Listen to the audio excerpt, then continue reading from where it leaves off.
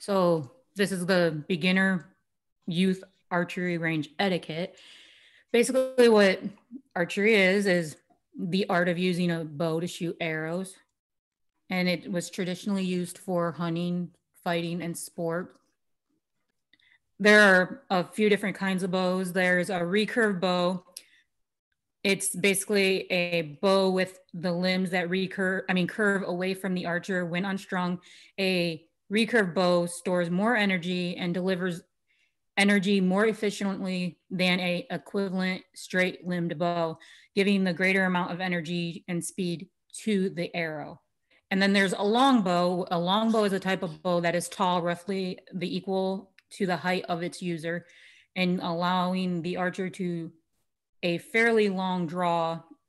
A long bow is not significantly recurved. Then there's also crossbows, which crossbow is a weapon that consists of a bow fixed crosswise on a wooden stock. The stock has grooves on the stock to direct the projectile. And the arrows from regular traditional bows to crossbows are significantly different. Basically here, there's an example of a crossbow bolt and a regular traditional arrow. And traditional arrows have 3 to 4 fletchings, and traditional crossbow bolts have 2 fletchings. The fletchings are to help the arrow fly straight, and the amount of fletchings on a traditional arrow are preference to each archer. Crossbow bolts have 2 for the same purpose, but they are also to fit the crossbow better without losing fletchings upon releasing them. And then here are some accessories that you can use. They're not mandatory, but they're suggested that for comfort, I guess you could say. Basically, finger glove. I have an example here of the finger glove. I don't have the finger tab, which there's an example at on number 1 down in the left-hand bottom corner. Then the arm guard. This is an arm guard that I have that is my daughter's. And then there's an example here too. Then there's also ground quivers and back quivers. Here's an example of what a ground quiver is. Here's the ground quiver. And then here's an arm guard. And that's the deluxe kind of ground quiver because it also includes a place to rest your bow. Yep. And not all of them do. Yep. And then here's an example of an arm guard. This is like just your traditional like little leather arm guard. And then here's like a more modern arm guard. Yeah, that's the only one. Okay. Oh, and then here is an example of a back quiver. And then there's also number 4 there's an example of a bow stringer. And the optional items would be like a chest protector. I've never actually seen a chest protector, so maybe someone else that has more experience with that might know what they look like. But they look like a small piece of armor in leather. I've seen them in pictures, and I've seen people who needed them. If you're not large chested, you can get along without them. Yes. A really good thing to have in your kit is a wax for your string, because they do get dry and crack, like not crack, but they needed to be waxed so that they work more efficiently. And then here's examples of my daughter showing how to like straddle a line, like how properly stand on the line, and holding the bow at the same time. You always put 1 foot over the shooting line, like how she's doing. And then I always tell kids, when I'm teaching kids, always hold 1 arrow towards the sky to signal when you're ready to shoot.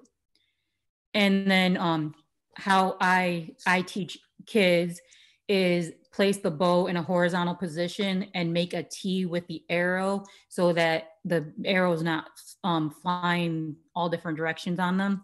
And so it stays on the bow until they're ready to pull up and shoot. And then this is what I do. I have them hold it like this and then make T.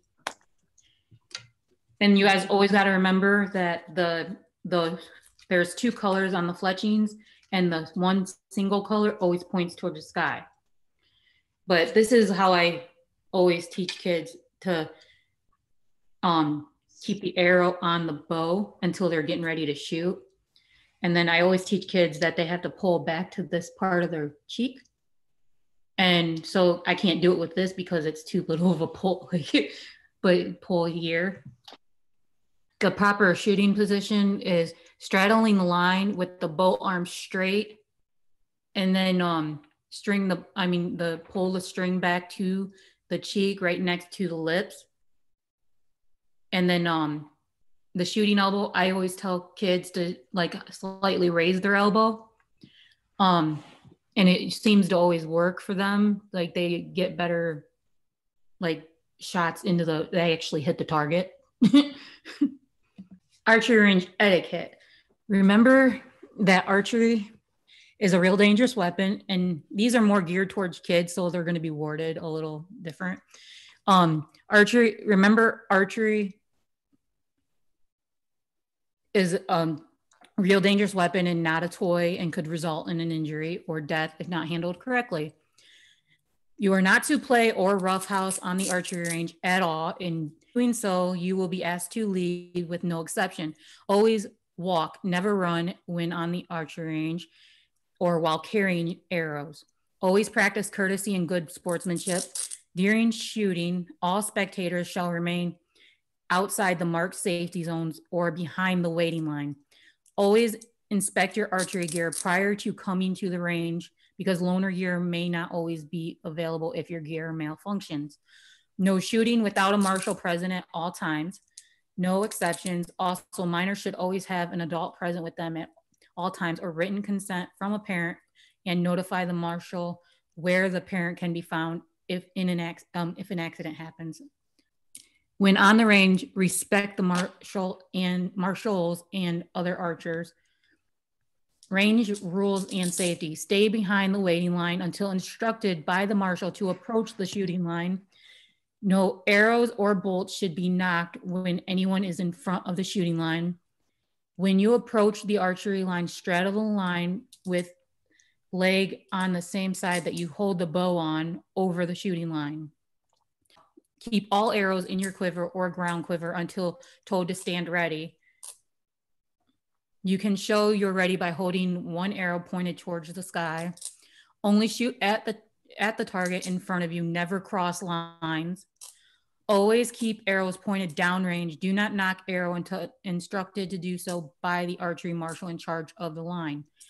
Release arrows only after given the instruction to do so. A command may be like, all clear downrange. Archers may release 6 arrows at target of choice. Every marshal is different, so it's important to listen carefully. After you fire 6 of your arrows, step back to the waiting line and put your bows down. Wait for a marshal to give the all clear to go retrieve arrows. If you drop an arrow or a bolt, you may not retrieve it. Leave it on the ground. As you walk towards the target, only pick up your arrows so we don't break other arrows. That's mainly for kids. Adults can be different, like because we don't want kids to like accidentally pick up the arrow wrong, or like pull it straight up rather than pull it out, so that they don't break other people's arrows. When pulling an arrow, place one hand on the target face and one hand on the arrow and arrow shaft close to the target face. Only one archer should pull at a time. If an arrow is too hard to pull out on your own, please allow an adult to pull for you so you don't break or cause injury. If you hear the marshal yell "hold" at any point in time, you immediately stop what you are doing and immediately take your arrows off your bow and look for the marshal for further instruction. And here's an example of a range, like setup of a basic range. And I highlighted where like a shooting line would be roughly, and then like a waiting line, so that when you're not shooting, you step back to that waiting line. But and it says don't approach a shooting line until instructed to do so. Straddle the line with your foot over the line on the same side as your bow hand. Never go beyond the shooting line to retrieve your arrows unless a marshal gives an all clear. Hold means stop everything you are doing and remove the arrows from the bow and wait for further instruction.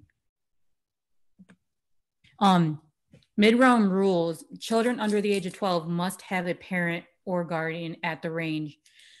Youth who are 12 years or older may attend without a parent or guardian, provided the parent or legal guardian or responsible person on the site and written notification of where they may be located is left with the archery marshal that is in charge. And if the marshal agrees too, that's important. The archery marshal in charge retains the right to require the presence of a parent or guardian or a responsible person for the youth over 12 years.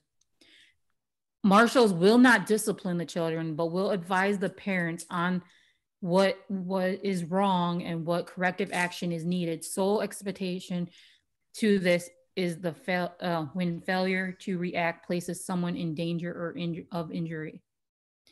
Waivers beyond standard site waivers will not be required for minors to participate.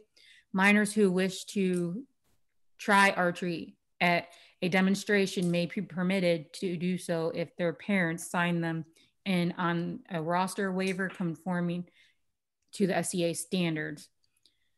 The parent and guardian responsibility in general: a responsible person may be someone who is not a custodial parent or legal guardian, but is at least 14 years of age or older, who has already learned the etiquette of the ranges.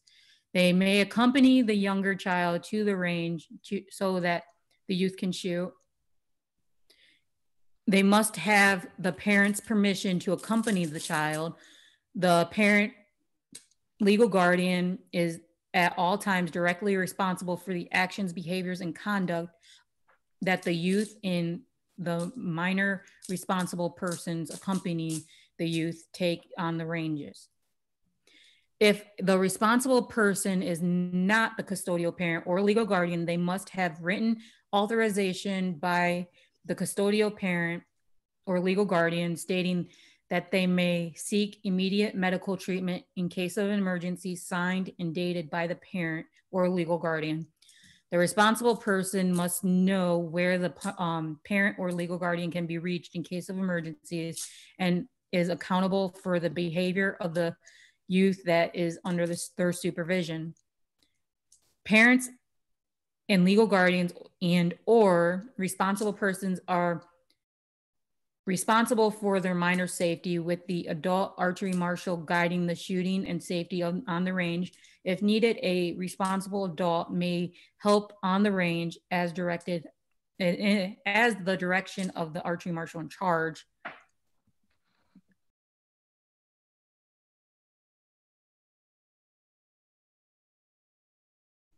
If anybody has any questions, let me know.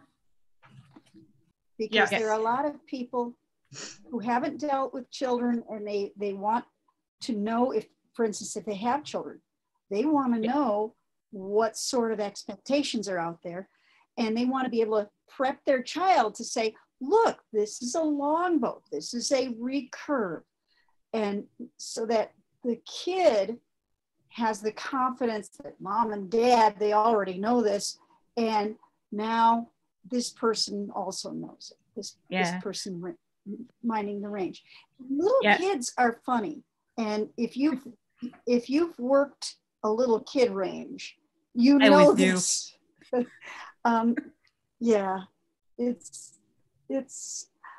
don't, in the SCI, I haven't worked with the kids a lot, but I taught Cub Scouts for a while. And for one Penzic, I ran the youth range for a couple days because I like teaching the kids, because I have a 9-year-old, so I'm always used to teaching little kids. and I like teaching them because it's Mm-hmm. fun to teach them, because when they hit the target, they are so excited. And The I like little ones watching are them be excited when happy. it goes forward. You know? Especially ground targets. I don't know why kids love ground targets though. They ground do. targets are nice in that you can find the arrow. Yeah. Right. Dagrun, what's your recommendation about the wild child that loads up and then turns back to go look at his buddy? Does that ever cause you any panic moments? I really haven't, like, I kind of am like a strict marshal when it comes to kids. Like if I start seeing them like start acting funky, like start moving like to where they're not directing stuff down range, I'm kind of the mom, and I'm like, don't you do that. That is like that. I'm just like that. I think it's because I'm a mom, and my 9-year-old, she's pretty good with that. So because I yell at her if she's not, and I'm not real like. I'm not afraid to tell a kid that they're doing something wrong that's not safe. Yeah. And I remember little ones, you know, I don't know, 7 or something, first time ever holding a bow. You know, this was their first experience. And they got these like little 15-pound arrows that were like noodles. And you'd talk to them and they would turn around with the arrow not drawn, but knocked, and turn around to listen to you. And you're just going, okay, be calm, be nice, tell them what they're doing. You know, like I said, it was not at draw, but that's why like when still when I'm trying to teach, like I usually do like a little instruction class before I ever teach a kid. Like I always tell them, like if they hear the word hold, what it means, and like they cannot put their arrow on a bow until they are actually getting ready to shoot and stuff like that. So I do like a little mini instruction class with every little kid I instruct to how to shoot. But I try to do like a little mini instruction class. And it's amazing the learning curve between day 1 and day 2. Mm-hmm. Day 1, they make more of the silly mistakes, like turning around with the arrow knocked. But day 2, they've already learned, oh yeah, don't do that. It's that first day that kids are very smart when you give them the credit. Yes, yeah. Yeah. And you know, that first day when it goes forward. Yeah. You know, like, I like the excitement that the kids get. That's why I like teaching archery, is because the excitement in the kids. It's like they learn something new. I like that. We teach we teach our 5-week class every year with we do the Girl Scouts and the Cub Scouts every year, twice a year. And the first week we always do the safety talk. And that's part of it with the, when we teach them about the bows have to be pointing toward the ground or downrange at all times. And the kids will laugh when I say, not up in the air, not at your parents, not at your neighbor, and they'll laugh. And I said, but I've seen this happen. And I will demonstrate, and I will do, be swinging around. But yeah, they do that because they get excited or they get distracted. And, because, their friend will talk to them and they'll be knocking their bow, and their friend will say something to them, and without thinking, they'll turn to listen, and their entire body will turn toward their friend. It's like, and I'll just kind of walk up behind them, and I will just gently nudge their bow right back down the range. It's like and then bow down range. Multiple, pointing down range. Well, and last week we had a little boy that was, I I swear if he kept shooting that way, he was going to really hurt his back, but he kept posing. He was totally twisting his back, his entire back. So he was like doing, I can't even replicate it. And I'm like, and I kept telling him, you're going to hurt yourself that way. How are you doing that? And I kept, and I'm trying to adjust him. It was so funny. And I just looked at his parents. I'm like, how is he standing that way? I don't understand. How does he do that? But it looked like he was posing for a picture. Kids contortion, really weird. It was. And that was just for the one day. You know, he wasn't in the 5-week class. We do a little 1 day thing as well for, you know, as an intro. And it said, if he comes back for our 5-week class, we got our work cut out for us. Here's a kind of a new normal question. Whenever we do get back on the range, I've always found when I'm teaching somebody, it's a very physical, hands-on kind of thing. I have to be touching the person, close to them, move this here, move your hand, move your arm, move your head. There's no way that I've found that you can't teach without touching somebody. And it was really hard. As an art teacher. Yep. Yeah. We had our class. Yep. When we did our class this fall, it was very difficult. I had the big old bottle of hand sanitizer. I have a box of purple. I don't know if you can see it because I got my Kim Tech gloves. That my daughter bought for their exam gloves, right? She bought those. I took those with us to the class, and I would wear those. And we had our masks on at all times, and luckily when we did approach, we were always from behind as opposed to face on. So we did do that. And the parents, you know, and with the scouts, you know, the parents are always there, right? So that's another thing, like people try to leave their kids on the archery range all the time. And I like when I run my range, I really don't like that. Because like in the SCA, if they're under 12, the parents have to be there, right? Yeah, and a lot of times they try not to be. So it's like, well, and especially at Penzic, define on the range, because they might be way over in the marshal tent, and you need them where they are there with the child, helping monitor the child.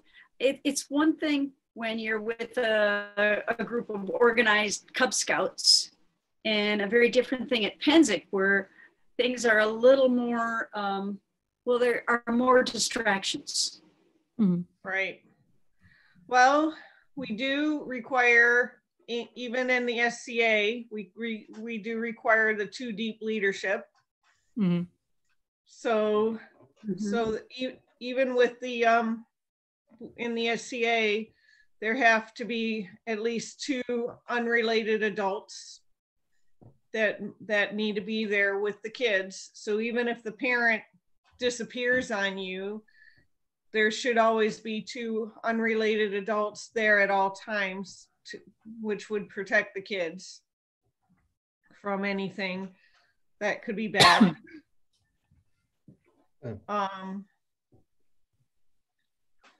Tim just posted something in the chat that in their kingdom, Book of Targets forbids touching kids without parent permission. That to me makes it really hard to give a lesson. It does. You have to get, and well, and in scouts, you have to have parent permission. That's why when I'm doing the scouts, the parents have to be there at all times, right? I insist on the parent being, the parents are required to be at the class, because that way the parent is there with me, because they have to witness when I'm coming up and helping the scout, because I have to touch their elbow, and I have to move their head and help the kid. And I will always look to the parent for permission before I will come, approach the kid, right?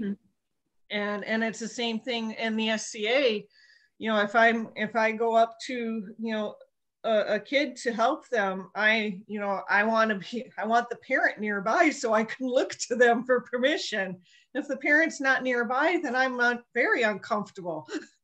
And then not to mention the fact that it states quite plainly in the Archer's Handbook and the Archery Marshal's Handbook, the Archery Marshal is not there to discipline the child. Right. That's the parent's job. Right. Because, right. We are there to maintain safety on the range. Right. And exactly. When you talk about disciplining the child, you have to say yes, but telling an archer to leave the range is outside of that purview. If the kid is not following instruction, we are not disciplining the child by asking the child to leave. We are ensuring the safety. We are maintaining safety. Yeah. Right. That's different. So I know it's very, very difficult, but so when it comes to, it can be a very fine line. Right. When it comes to the youth, there are some really good videos out there. The scouts have a set of youth protection videos that's very good to watch. USA Archery actually has a good video to watch. That's, well, it's required for the level to be certified as a level 2 instructor, because you have to be, go through your youth protection training. Yeah, because there's 2 levels of concern. It's both concern about safety and teaching your subject, and concern about perception even of any sort of funny business going on. Right. And the youth protection training videos are very, very good, because it helps with that. It helps you to understand where because it can help you with that perception as well, because touching, can be perceived, you can get a negative perception without it being a negative touch. So it's really important. Yeah. Abeline, aren't you and Tarquin certified on that USA Archery? So that's a mundane organization, but is very relevant to what we're doing. Yep, it is. So it's very useful. So that's why I bring it up, because we've done the youth protection training through both USA Archery, and I've done it through the Scouts, because I'm a merit badge counselor. I'm authorized with the Boy Scouts of America too. Are ya? Mm-hmm. Yep. And they make us go through it every 2 years. So Tim, go ahead. You had a question? Well, I was just going to ask, I think she just clarified, though, if the USA archery training was separate from what the scout masters and that are required to go through?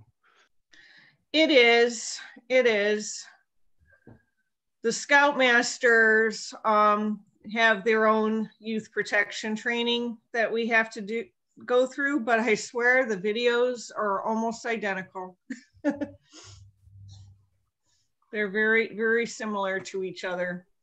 So I have a question. What happens if the Scouts go out of business? I know that they declared bankruptcy recently, and I don't know what reorganization they're going through. If they go out of business, that certification goes away? I have no idea. I really don't. I'm trying to figure that one out myself. One would think that if the organization that issued the certification is gone, then the certification is gone also. Yeah. That's kind of a scary thought. You can still state that you were formally, you were certified by the Boy Scouts before their dissolution, as long as you say it in such a way that it doesn't sound like they removed your certification, just that they went away. Right. I mean, luckily, I'm certified through USA Archery as well. Yeah. And I think, doesn't the Boy Scout certification have to be renewed periodically? Yes, every 2 years. Yeah, because I kind of figured, I think mine was like 89 or 98, or it was a long time ago. Yeah. I doubt if it's still current. Yep. This begs the question, by the way, SCA having the youth background checks. Yes. Does, now, as I understood it, you do not necessarily have to have someone who is youth background checked there immediately on your range, but it's a good idea. Is that correct? Or that's correct. You have to get your youth background check thing done every few years. That one, I'm SCA is still, that one is still a little unclear to me on how that's working. If that's true, then I probably need mine done. It does have to be. It does have to be renewed. I did it for YAFA and I've already had to renew once. Right. I think, and I'm going to try and double check because I was given, I thought that I had been told that once we do the background check, that they're going to start doing it or reviewing it every time we renew our membership. But I want to see if I can confirm that, because I wasn't sure if I understood that right. Is Master Kaz actually online, or is he just maintaining a presence until? I'm here.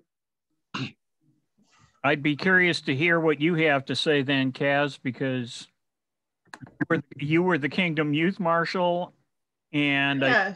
You're also the Society Youth Marshal at one point. Yeah. Kaz, do you know? Okay. Yeah, there I am. I got my video going again. Background checks are done every 2 years.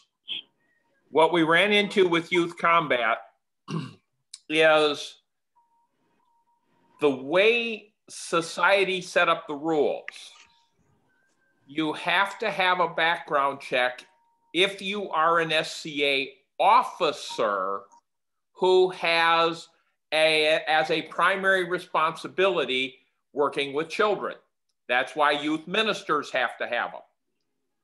Mm-hmm. I was a youth minister for us in youth combat is all youth combat, all marshals are officers by definition from the society. Now, if you are the type of marshal, say youth combat marshal, where your primary responsibility is kids, you have to have a background check. Okay, here's a variation. Let's say, forgive me if I pronounce your name wrongly, Dragon has a need for a second marshal. You know, she showed up, as you said, you need 2 marshals. So I'm on the line, they asked me, can you help? I have not been youth certified. I'm a teacher. You know, I did that whole background check a long time ago, but I haven't had a background check in 20 years. And I haven't taught youth on a regular basis for about the same length of time. Do I need a background check and can I help on the line? Okay. Now I'm going to talk about from the youth combat standpoint. Only one warranted marshal is required to be present on the list. Now, however, we still have to meet the 2 deep rule, which means there has to be a second unrelated adult present. You could easily do that. Yeah. The current rules within the mid-realm are... Somebody's phone's ringing in here. Okay. If you are... Sandy? If you are a youth marshal and your background... It might be another phone. If you are a youth marshal and your background check expires, your marshal warrant is suspended until that background check is completed. Now, that doesn't mean you can't be that second adult at the list to satisfy the 2 deep. That's no problem. And I think that the same would happen, you know, on an archery range. I can't say. Now, as I understand it, we don't have a specific warrant as youth archery marshal, do we? Not specifically. What we're doing for youth is,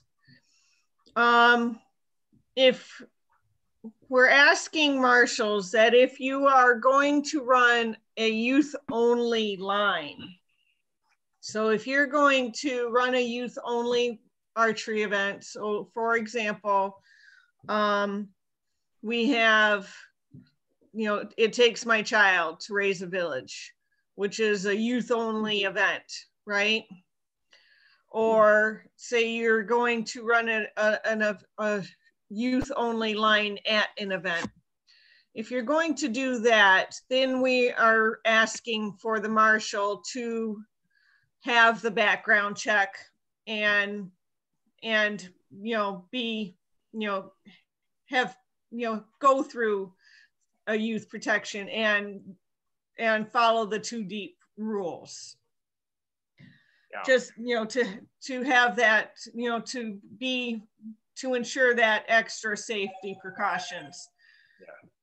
So we don't have a specific warrant but we are asking for the marshals to go, you know, to show or demonstrate that they can work with youth, because we do have some marshals that are not good with working with kids. And we have had experience with marshals that should not have worked with kids. and I have been specifically asked to have specific marshals, don't ever let them work with kids again. So, which is the reason why we have, you know, put a few of these rules in place. so yes, but if you're coming to help out at a youth range, or if you're working with kids at a range where other adults happen to be, there are no special rules. You know, it's only at a youth only range or a youth only event that we're putting these extra guidelines in place. just to kind of put all this into perspective, because this was an argument that we got into on this whole background check 3-4 years ago. Let's say you have an event and you're going to offer kids A&S classes. You could have half a dozen A&S classes for kids going at the same time in different rooms.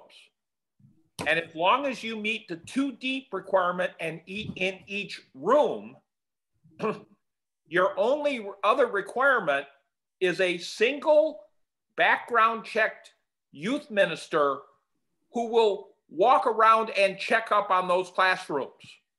That's it. Right. So where youth combat gets kind of screwed in all this is that the marshals are defined by the way they've defined marshals is we're officers, so we're caught. And we have to have everybody background checked. And as long as archery doesn't create a specific youth archery marshal, they're probably going to be just fine. Right. That's what I tried to set up back when I was KAM. And exactly the same reasoning. You know, you have to be specifically a youth marshal. You do have somebody around who is not related to you while you're working with kids. And in fact, I think there was a line in the previous of the Archer's Handbook that said that having a child's parent present along with an archery marshal immediately completed the 2 deep rule. But as long as it's not like my wife or my significant other, something like that, as long as there is no kind of a relationship between the two. And it's not necessarily an everyday kind of duty. Mm-hmm. That makes sense, because we don't want to put barriers to people being willing to help. But common sense rules like the 2 deep rule and having somebody officiating youth activities who actually understands the difference between handling a youth range and an adult range is very important.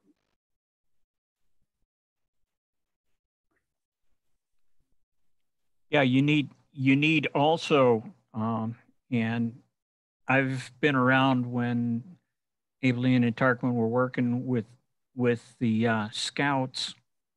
You need a whole lot closer supervision with children than is necessary with adults. And I emphasize the generally, because stupid doesn't have an age limit.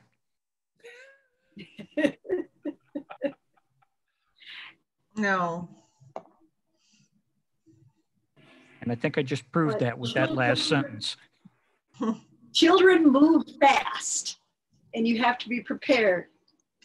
Right. Because they're young. And that's the reason why kids need more closer supervision, because they move faster than adults. It's not because it's not because they're not smart. It's because they just move a lot faster than we do. And because people think of, I don't know if this has come up in what you've handled or not, but they're used to thinking of the idea of the teacher with the 30 students in the classroom. And I know the scouts did put a limit on how many people could be on the line. I don't remember what it is anymore. But one of the reasons we need those limits is because they move quickly and not always predictably. You can only watch so many at a time and do a good job of it. Right. Jim Lightfellow asked in the comments about mundane law and anybody under the age of majority having to have a parent or guardian present, not just 12 and under. Yeah, I was just sharing out here in Ontario, that's in our kingdom rule. So that's a regional thing. Well, what? So age of majority in Antier, So not is an it adult. 18 or 21? Well, that's where it gets confusing because Ontier's in Canada and the States. So in the States, it's 18 and in Canada, it's 19. Okay. What and our yet drinking practice age is 21 again. But that adds to the challenge because you have parents who want to do rapier, heavy fighting, whatever, and you know they're used to the way it used to run, which was 12 and under had to have a parent, and after that they could just say, yeah, go shoot. And now they're having to be present or assign a guardian, and so we're running into some challenges occasionally with that. Yeah, we've been running up against that too because SCA Society had that rule where everybody under 18 had to have the parent present, and a number of kingdoms were pushing back, and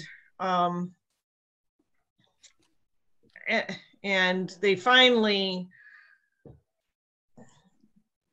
approved for that, the signature, although I haven't seen it actually show up in their handbook again, but I did see it in the minutes, or where they had to have a signed, the signed paper, but they have to be on site. The parent guardian has to be on site.